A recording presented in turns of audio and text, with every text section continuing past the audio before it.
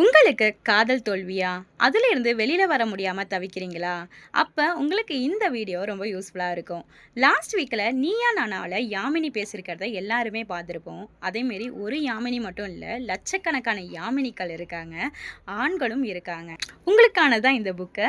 The let them theory by Mel Robbins. இந்த புக்ல 6 step சொல்லியிருக்காங்க. லவ் பிரேக்கப்லேருந்து வெளில வரத பத்தி. First one don't slack.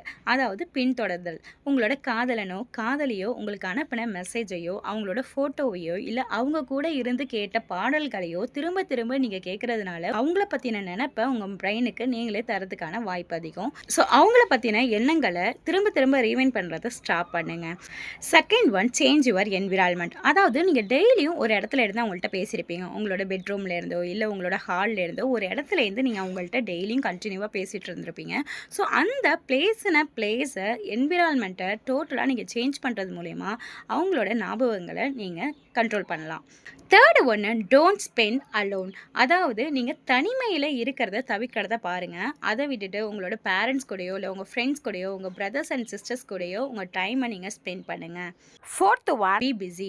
எப்போதுமே உங்களுக்கான ஒரு ஷெடியூலை நீங்கள் போட்டுங்க. எப்பொழுதுமே பிஸியாக இருக்கிறது பாருங்கள். எப்போல்லாம் நீங்கள் பிஸி இல்லாமல் சும்மா இருக்கீங்களோ அப்போல்லாம் உங்களுக்கு அந்த பர்சனோட நினைவுகள் அதிகமாக வரதுக்கான வாய்ப்பு இருக்குது. ஸோ எப்பொழுதுமே உங்களை ரொம்ப பிஸியாக வச்சுக்கோங்க. ஃபிஃப்த்து பாயிண்ட்டு, உங்களுக்குள்ளேயே நீங்கள் ஒரு சேலஞ்ச் பண்ணீங்க. நான் இப்போ இருக்கிற நிலைமையிலேருந்து இன்னும் பெட்டரான பர்சனாக மாறுறதுக்கு நான் என்னென்னலாம் பண்ணணும், அதை நான் செய்வேன்னு சொல்லிட்டு உங்களுக்குள்ளேயே நீங்கள் ஒரு சேலஞ்சை எடுத்துங்க.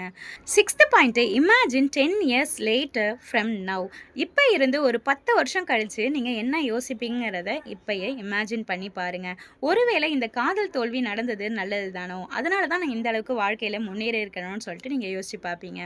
உங்கள் ஃப்ரெண்ட்ஸை யாராச்சும் பிரேக்கப்னு ஃபீல் பண்ணிட்டு இருந்தால் இந்த வீடியோவை ஷேர் பண்ணிவிட்டு லைக் பண்ணுங்கள். தேங்க்யூ ஃபார் வாட்சிங்.